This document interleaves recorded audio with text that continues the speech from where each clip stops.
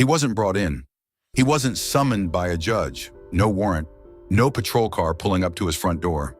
He picked up the phone, called back the number on the card someone had left at his house, and then he did something that would cost him the next 4 decades of his life.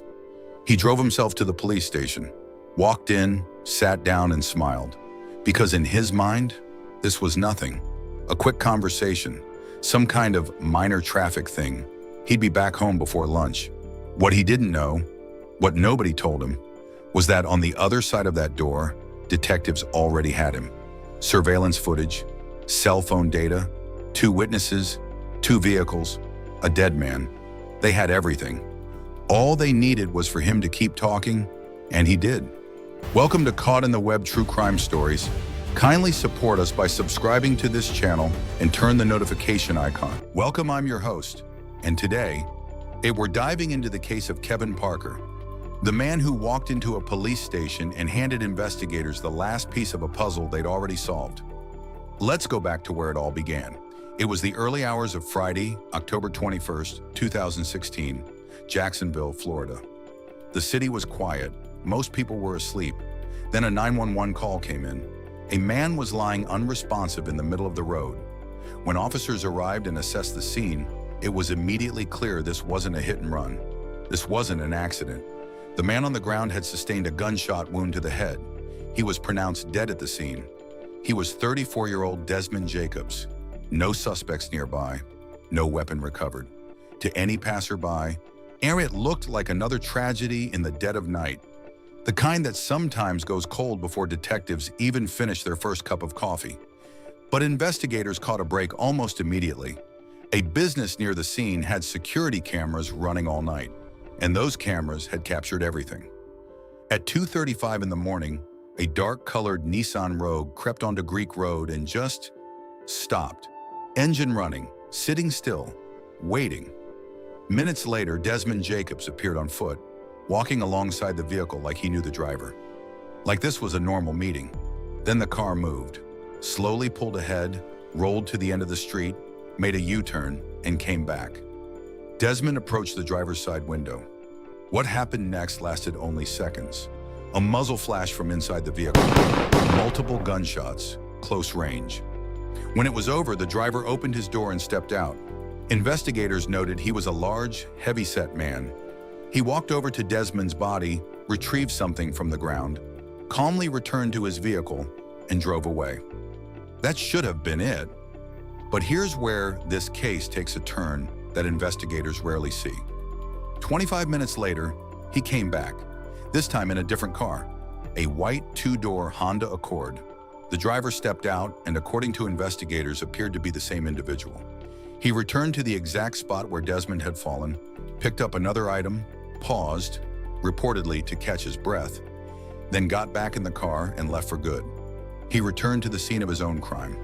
Twice, and that decision would help seal his fate. Detectives got to work tracing both vehicles. The white Honda Accord was registered to a woman named LaToya Williams. When investigators spoke with her, she didn't hesitate. She told them the person driving her car that night was her boyfriend. His name was Kevin Parker. Cross-referencing that name with vehicle records, detectives discovered Kevin also owned a black Nissan Rogue, the exact model captured on the surveillance footage. 2 cars, 1 name, 1 suspect. But investigators still needed the most important piece: motive. Why was Desmond Jacobs on that street at 2:35 in the morning? Who put him there? The answer came from 2 witnesses who had been with Desmond earlier that evening. According to both of them, they had reached out that night to a dealer they knew only by the name Henry, trying to buy drugs. It was a routine thing, nothing unusual, and they had no idea the night was about to turn deadly. What they did know was this: Desmond owed Henry money. Per the witnesses, a man matching the description of Henry showed up alone that night. They described him as a large, heavy-set individual. He confronted Desmond directly about the unpaid debt. The 2 exchanged words. And then, Desmond got into Henry's vehicle. Neither witness ever saw Desmond Jacobs again. Investigators traced the phone number the witnesses had used to contact Henry that night. The number came back registered to 1 person, Kevin Parker, a phone number, 2 witnesses, surveillance footage, 2 vehicles, a man with motive. The case was coming together fast, and Kevin Parker had no idea. On the morning of October 14th, a detective left a business card at Kevin Parker's front door. Kevin called back, and then, in what investigators would later describe as one of the more remarkable decisions they'd seen, he showed up on his own. No attorney, no preparation, just a nervous 26-year-old who thought he was coming in to clear up something minor. He even admitted when he sat down that he was a little nervous, but brushed it off. Yeah, water? Yeah. All right. You got a bigger chair? One without arms, right? Yeah. Hang on a second. Yeah, let me work on that for you.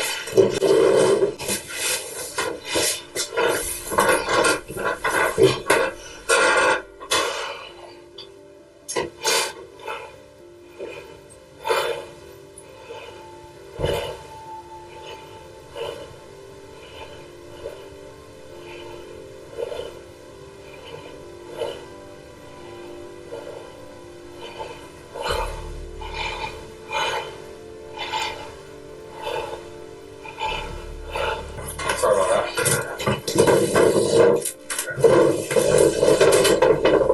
I'll be just One more question.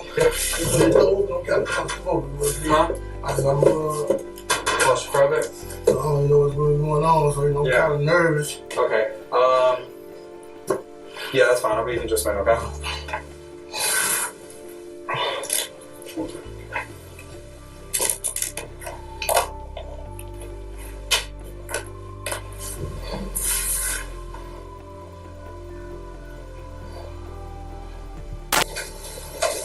Hey, Kevin, thank you.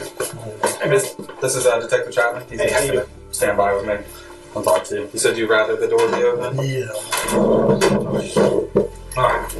Thank you for coming down here. You drove yourself down here, correct? And you worked with me on the phone. You talked to me saying, come down, kind of figure out what's going on your own free will. I didn't force you down here.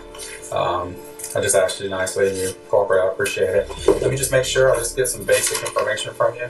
Okay? My name real quick. Kevin. It's Junior, right? And you got a nickname or anything? They call you other names? KP. KP?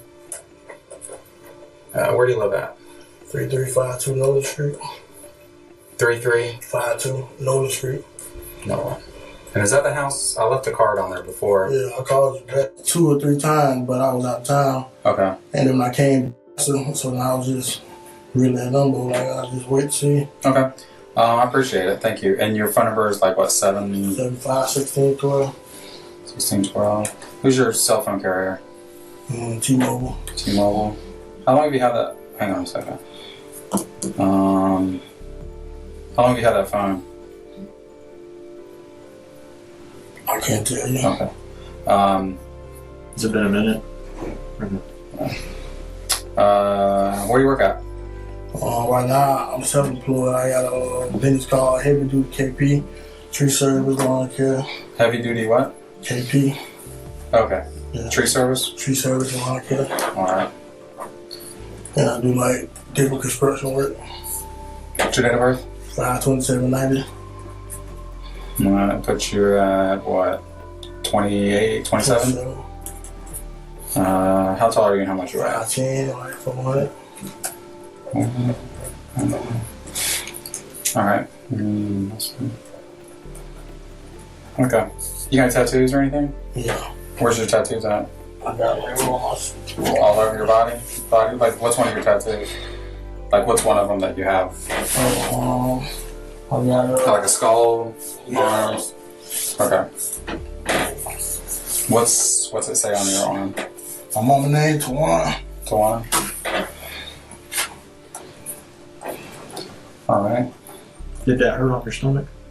Yeah. Did you got it on your back? I heard the back, like the further up your spine you go, the more it hurts. I never got my back yet, so that was next. Oh, what will you do next? Probably a Jacksonville piece, like Jaguar, Okay. Bridge, Main Street Bridge, the Moe's building, not the Wells Fargo. Yes. A little skyline type thing? Alright, where were you born at? Here in Jacksonville. And what's the last school you went to? Kaiser University. And how much school do you have? Did you graduate high I school? graduated high school and I had like 2.5 years of college. Okay, good deal. So I can take it you can read and write. Yeah. Do you wear glasses or contacts or anything? Are you under the influence of any drugs right now? No, sir. Okay. Any kind of medication? No, sir. Alcohol? No, sir. Have you been diagnosed with any kind of mental illness? No. Any kind of depression, schizophrenia, bipolar, or anything? Okay. Okay. Okay. Before we get started, I have to go through your rights. Obviously, I have to ask you some questions, and it's just normal for me to have to give you your constitutional rights. All right, and we do this in all types of questioning or anything like that we need to do. So we are at 501 East Bay Street.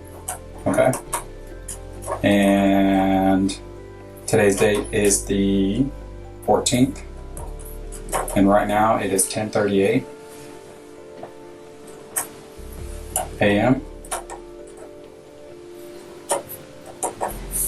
All right, just so I know you can read, just so I can verify, can you read this very first statement for me right here? You have the following rights under the United States Constitution. Okay, I'm going to read them out to you, and when you understand, can you initial each dot for me, showing that you understand that? Okay. All right, it says, you do not have to make a statement or say anything. Hang on, I'll read them out to you. Anything you say can be used against you in court. You have the right to a lawyer for advice. You have a right to talk to a lawyer for advice before you make a statement or before any questions are asked of you, and to have a lawyer with you during any questioning. If you cannot afford to hire a lawyer, one will be appointed for you before any questions if you wish. If you do answer questions, you have the right to stop answering questions at any time. Consult with a lawyer. Do you have any questions about this? Can you sign right there for me?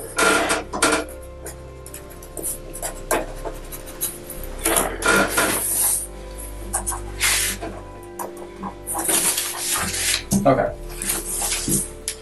So I want to kind of get a little more background, a little bit about you a little bit.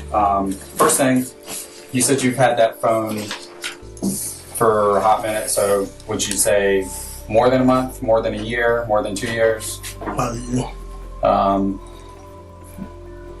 So probably more than a year?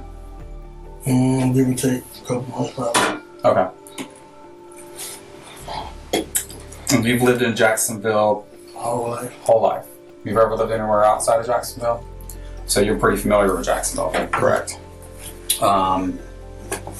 Your phone, or is your phone exclusive to you? Nah, I won't say that. What do you mean? Sometimes, like, if I'm working or something, I might have my works on my phone. I mean, kids play with the phone and anything. Mm-hmm. So, but let's say during the night though, it's yours because you have it. I was able to reach you at night, pretty much that time, no problems.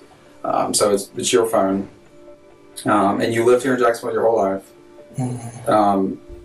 Are you familiar? What side of town do you live on? So it's kind of like The west White side. Town. It's kind of on the west side. So you're familiar with, like, let's say I know I-10, Normandy, all that kind of area back in there. Mm-hmm. And your job, does that take you pretty much throughout Jacksonville? Like where you do? You kind of work on all sides of town? Yeah. Okay. I take it, I believe I checked your records. You have been arrested before. Yeah, I've been in prison. You've been in prison? Mhm. Okay. And what was that for? On robbery and aggravated felony I do. Okay. Just arrest. But you did your time. You're out working. Been staying out of trouble for everything? Okay. And you have a good license. You're working. You have a car, correct? Mm-hmm. What kind of car do you have? I have Dodge Durango. Mm-hmm. And I got a Mercury.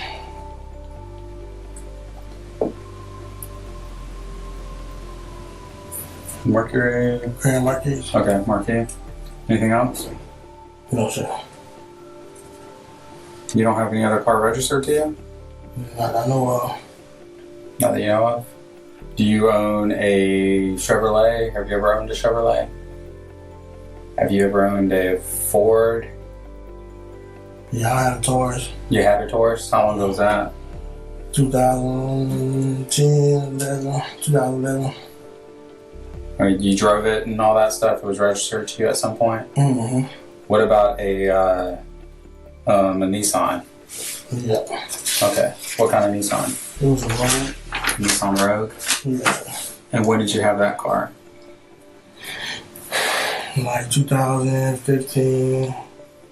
No, I don't know. Whenever I got out of prison, that's the first car I got. You don't have it anymore? Mm-mm. When did you get rid of it? It got totaled. When I got in an accident.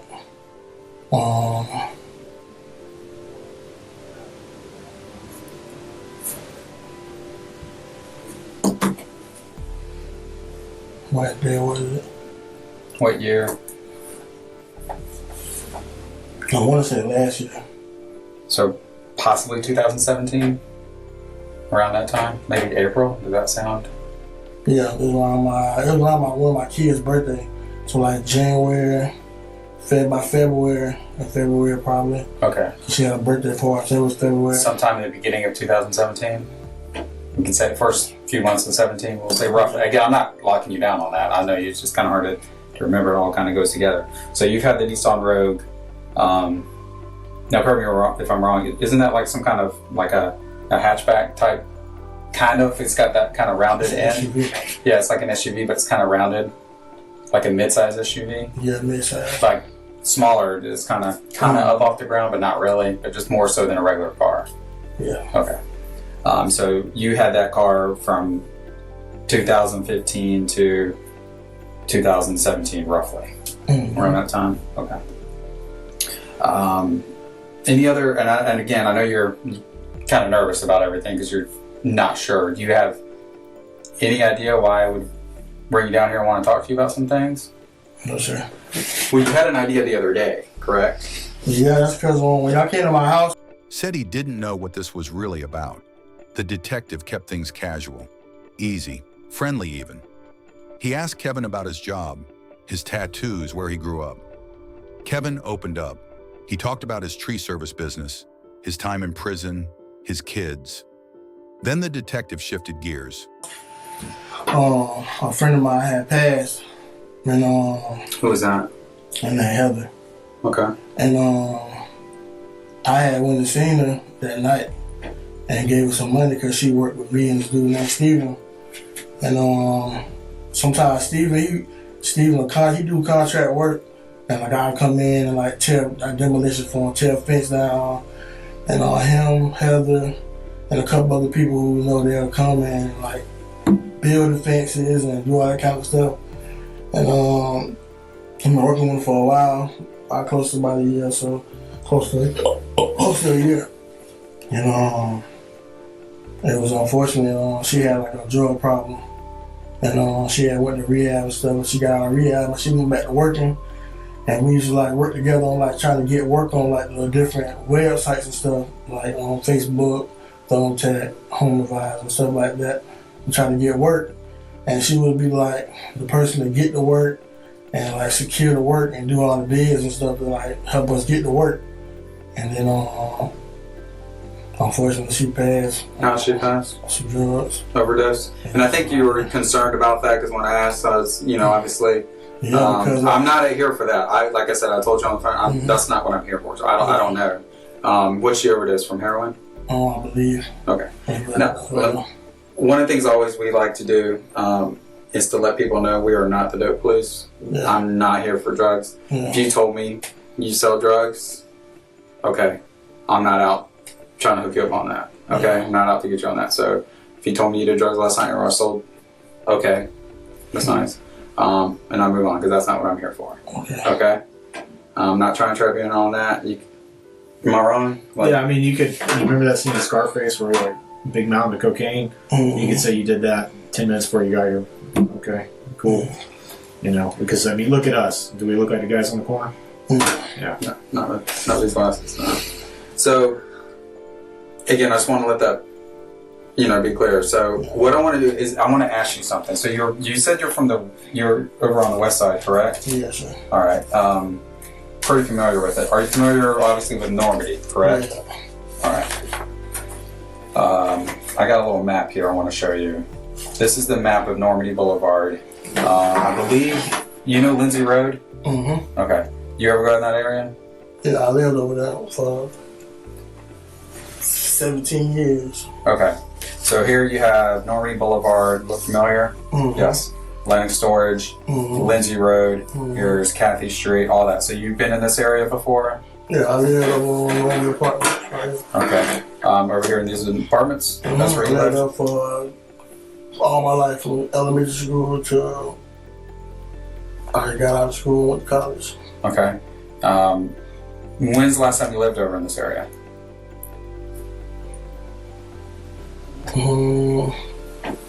I guess since I've been out of prison, I haven't. Okay. So you haven't been over there? Yeah, my mom still lives there. Your mom still lives in apartments? Okay. So you still go over there frequently? When's the last time you went over there? Yesterday. Oh, yesterday. Okay. So from the time you got out of prison till now, till yesterday, you've been kind of going, you come and go out of this area? Yeah. Okay.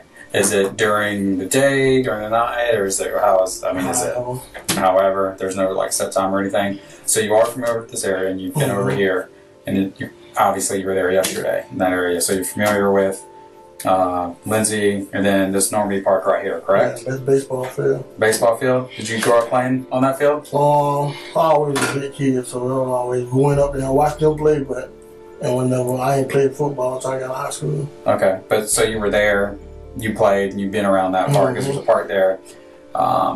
Okay, so you're familiar, you get to go on that. Okay. A couple other things I just wanted to ask you. Do you know why? Have I officially told you? Because I told you I'm actually a sergeant now with the sheriff's office. Okay. I used to be a detective, and I still have cases that I'm still working. Yeah. So I'm out on the street, on patrol, I have a police car and everything like that. But there's still stuff that I'm working and I previously came from. I was a detective in special assault unit, investigate sex crimes and stuff like that. And then also more recently, I was a homicide detective. Okay. I told you where I was and what this is in regards to. You told me an accident. Yeah. Some type of accident, not sure. We're still kind of figuring it out. It has to do with a car or something like that. Do you have any idea of anything else that I would be kind of asking about? No, sir. Oh, there it is. I'm sorry. So, not really quite sure. Okay, let me ask you a question. Do you know who this is? Yeah, I know him. How do you know him? He's living in apartments. Which apartments? No apartments. Okay, so he lived there? What do you know about him?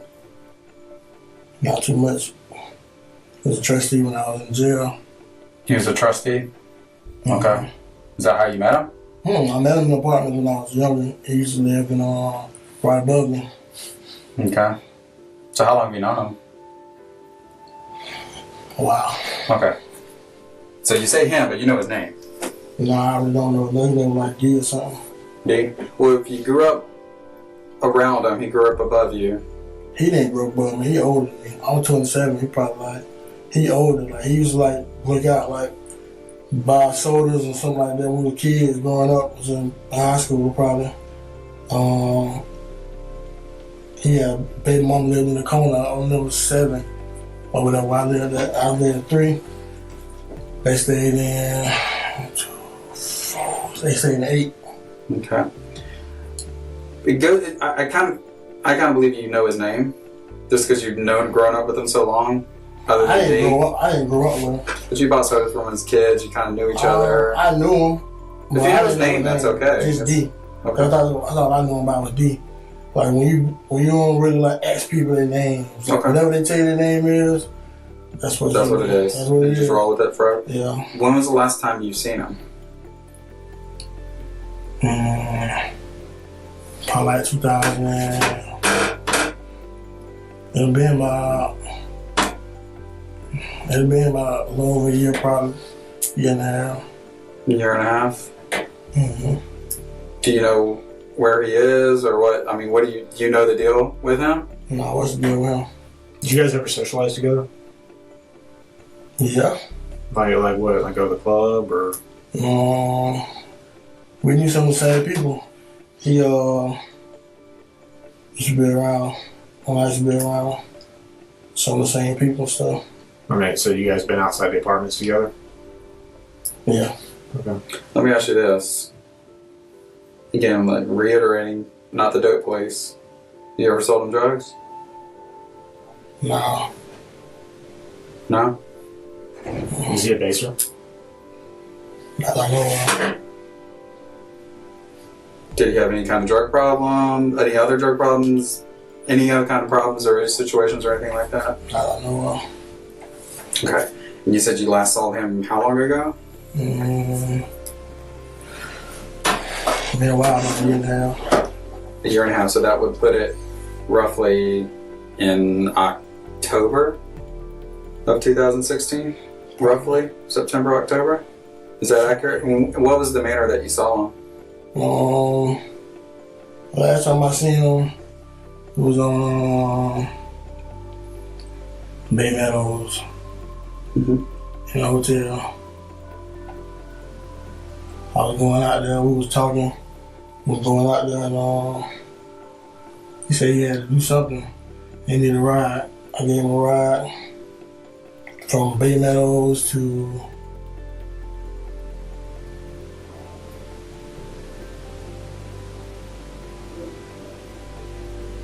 and he had me right around that night from Bay Meadows to moved from Bay Meadows to the beach. We were trying to find a check cashing place from Bay Meadows to the beach, and then I dropped him off over off Edgewood at the raceway. Okay. And that was the last time I seen him. What? So you picked him up there. Have you ever picked him up anywhere else before? Hotels. Hotels? Picked him up on Phillips Highway hotel. And I got him off. So what was your encounters like? Why are you? You know, I trust me. I know a little bit about him, and I know that he got a lot of rides from different people. Based on what I know, he's into drugs. Kind of did some stuff with some checks, some money stuff. I mean, I'm aware. Yeah, of it. I just give him rides. And I'm not trying to like connect you with all that. I'm not all his doings, what he did. I'm not trying to connect you with that. I'm just, let's just throw it out there. I already know what he was about. So you picking him up, going different places and stuff like that. I mean, it seemed like it was a common thing because you picked him up from several hotels. You said. Mm-hmm. Have you ever picked him up from his house? I don't know where he lived. Okay. As far as I know, he was living in hotels. Okay. Have you ever picked him up from any house before? Mm-mm. You never picked him up from like Phillips Highway. I picked him up off Phillips Highway one time in the house. Okay, so you've never picked him up at a house before or anything like that? Mm-mm. Okay. And the last time you saw him, you picked him up off a hotel, because I know he was staying in and out of hotels on Bay Meadows. You picked him up off Bay Meadows, dropped him off on Edgewood. What was that like? What He you was guys trying did? to cash some check. Okay. He had some check he was trying to cash. And he was like, run around, man, I ain't got nobody to take me.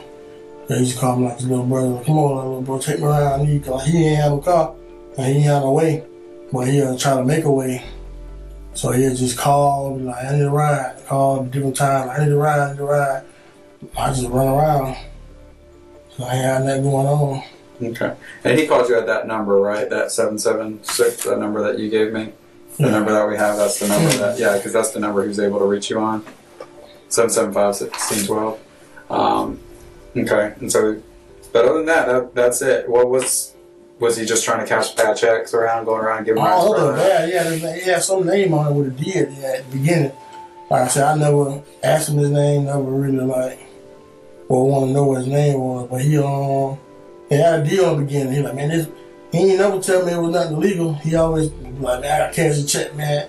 I had to work at Liverpool, and he'll have some of the excuse, but he was kind of like one of them guys who play around. Like, yeah. Did he call you? Pretty much. That was when he needed something. He called you. You didn't call him. We used to talk sometimes. I mean, but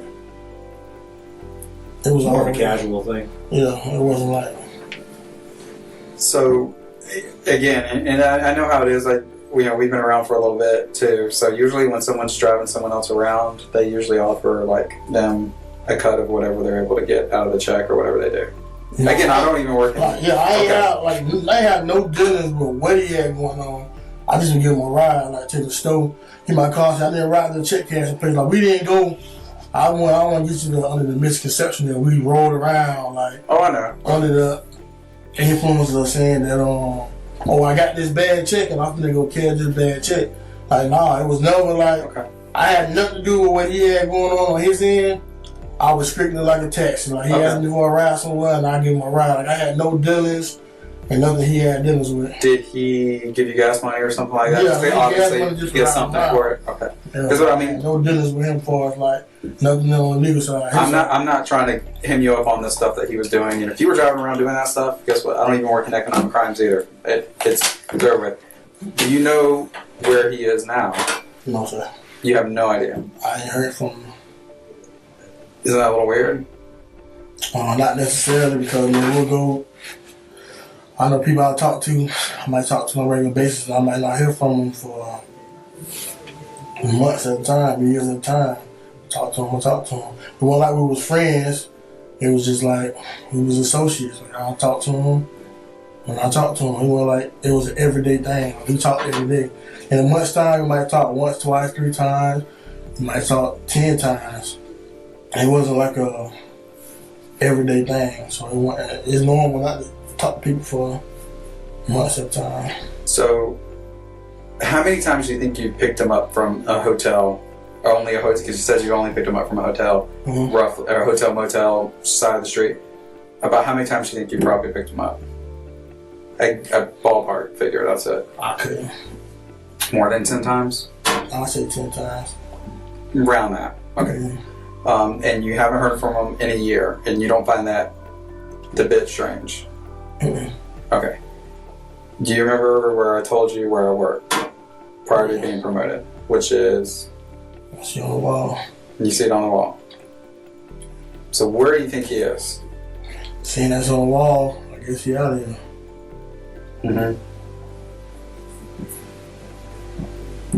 You asked me about him. So I don't know. Why would I come to you about it? I can't tell you. Well, based on what you told me, you've had interactions with him. Yeah, I have. You give him rides. Correct? Yeah. Okay. And then I just broke the news to you that this guy you kind of grew up with, that you associated with, that you talked on a regular basis with, you gave rides to. Well, I mean, you kept in touch to the end. Okay. Is dead and you had no idea. Man, I had an idea, but I don't listen to what people tell me, so until I see it. So you did know. I didn't know he was dead. I mean, I heard people talk, people don't say certain little stuff, but I heard people say that somebody was dead and I seen him walking around. Man, I think what's his name dead? He got shot. Or what's his name dead? He got stabbed. Or what's his name dead because of this? I ain't never seen him walking around. So when you hear stuff, he's definitely dead. Yeah. And obviously we're talking to a lot of people. And I know he's been around the block. He's been associated with a lot of people. And the thing about police work nowadays is that we're able to like connect people. There's a lot of stuff. Yeah. Okay. And based on like a lot of things, so you told me you drove a Nissan Rogue during that time. Yeah. Correct? Yeah. All right. Is there anything else that you need to tell me? Nah, I mean, it's just like you trying to first one. Man, we talking here, I mean, obviously it's something you trying to say I did or something like this. Do you ever shit on you or anything? Man, he had before, but he always straighten it. Was never like, he might owe me for taking him some places and stuff or whatever, and he might run off, get with some girls and run off, but he always made it right. Do you have to remind him to make it right? Nah, not necessarily. Well, what does that mean to you? What does that mean, not necessarily? Nah, I don't have to remind him. I mean, you don't gotta tell somebody, oh, they know they owe you. Well, sometimes, people are deadbeats, so. No.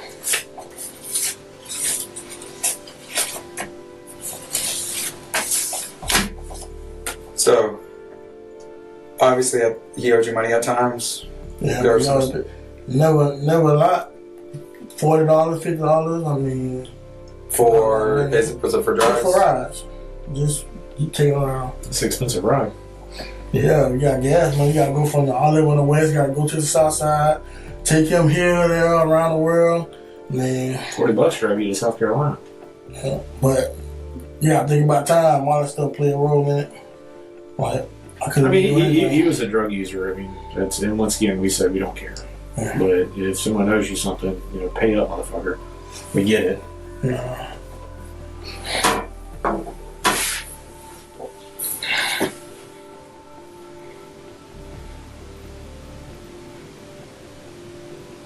All right, I'm gonna kind of guide you a little bit and just kind of, because I think there's just a little bit more to it as far as what you may or may not know. Okay, and again, I get it because you don't want to. It's kind of a big deal being brown here. You've been through all this before. You've been through something like this. It's like not something. Yeah, it's probably my best interest not to talk to a lawyer because this ain't gonna look like it's turning out the way. I feel like it's something more to this story. I ain't trying to be involved. There's more to it. I'd rather talk to a lawyer for y'all. Okay.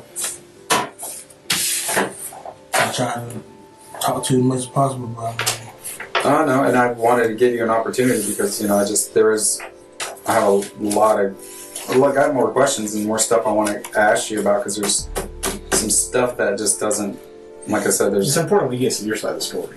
yeah, I before we understand that. make I'd probably in my best interest, though, probably just to grab an attorney. I mean, I'm free to come back down here and talk to you about it, but I feel it probably in my best interest because, as I've been down here before, I did 4 years, so I just sitting out here for 2 years fighting the case, and so I really understand in this stages of what's going on, that it'd probably be best if I had an attorney present with me to answer any more questions, just because of my safety, about my freedom. I mean, you got a job, I know. Fair enough. Would you be willing to come back down with Yeah. Do you have a lawyer yet? Not at this time. I got one that I was talking to, who I can probably try to get in contact with. I mean, but yeah, I don't mind. Like, Okay. that's how I came down here without no lawyer, free to talk. Like, no, I ain't run away from you. No, you're very cooperative. I appreciate it. When you came and left the call on my door, I called. Okay. Man. Tell you what. Let me just go over a few things real quick. Go over some things, and then we'll get you out, and then we'll arrange if you want to get with your attorney. Yeah, we'll come back Then we'll down do here. that. Same matter. Okay. You want to go to the bathroom or anything? What that mean? Be down here a while? No. Yeah, If you gotta go to the bathroom, you gotta go to the bathroom. no. Okay. All right. Just hang tight. I do have to close the door. Just let you know. It'll make for being nice, but making me comfortable with you. I know. It won't be long. I'll definitely keep that in mind.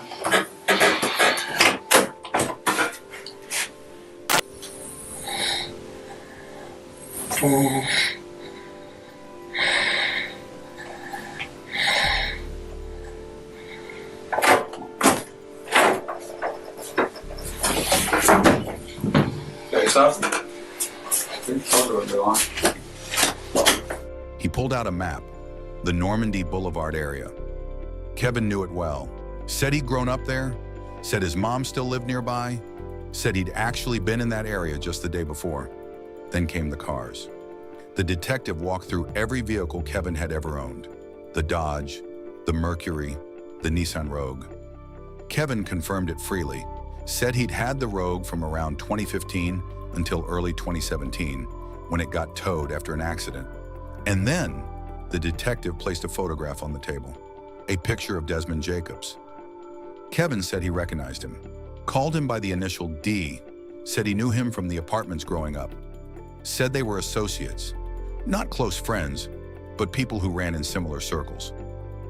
When the detective pressed further, Kevin acknowledged Desmond had owed him money before. Small amounts, gas money, $40, $50. He also casually confirmed that the phone number used to contact Henry, the number the witnesses had dialed the night of the murder, was his number, and the detective just listened. Kevin kept talking. Then the detective told him. Desmond was dead. Kevin's response was measured. Said he'd heard rumors, hadn't known for certain. The detective gently pointed out that the homicide unit's name was literally on the wall behind them. That's when it finally clicked. Kevin paused and quietly said that given the direction things were headed, it would probably be best if he had an attorney present before answering any more questions. He was polite about it, said he wasn't running, said he'd come back with a lawyer. But by then, the conversation was already over. Not because of anything dramatic, but because in the span of one calm, a friendly interview, Kevin Parker had placed himself in the area, confirmed ownership of both vehicles, acknowledged a relationship with the victim, admitted the victim owed him money, and confirmed his own phone number was the one used to arrange the meeting that ended in murder. The detective thanked him for coming in. Prosecutors assembled their case. Alongside the surveillance footage and eyewitness accounts, a crime analyst from the Jacksonville Sheriff's Office used Kevin's full cell phone records to build a detailed location map, tracking his movements throughout the night. According to the prosecution, that data placed Kevin at the scene at the precise time Desmond Jacobs was shot. 2 eyewitnesses, surveillance cameras, location data, 2 vehicles registered to the suspect, a financial motive. And a recorded interview where the defendant confirmed nearly every key detail. Kevin Parker was charged with second-degree murder in the death of Desmond Jacobs. He was convicted. The judge sentenced him to 40 years in Florida State Prison. According to the Florida Department of Corrections, Kevin Parker's scheduled release date is July 30th, 2058. He was 26 years old when he drove himself to that police station. Desmond Jacobs was 34 years old when he got into a car he should never have entered. And the debt that sparked everything? Somewhere between $40 and $50. There's a lesson buried inside every story we cover on this channel. Sometimes it's about evidence. Sometimes it's about the courage of witnesses who come forward. Sometimes it's about the quiet, methodical work of investigators who stay on a case long after the cameras turn off. But this one is about the conversation you have when you think no one is watching and the decisions you make when you think you're just clearing something up. Kevin Parker walked through that door a free man. He answered every question with a smile, confirmed every detail with confidence, and left investigators with exactly what they needed. Not because he was tricked, not because he was coerced, but because he genuinely believed he could talk his way out of something he had already talked his way into. The web doesn't always need to be spun around you. Sometimes you walk right into it yourself. That's all for today's story on Caught in the Web True Crime Stories. If this case had you glued to your screen, now hit that like button and share this video. Someone in your circle needs to see it. Subscribe if you haven't already and drop your thoughts in the comments below. I read every single one. Stay sharp, stay safe, and I'll see you in the next one.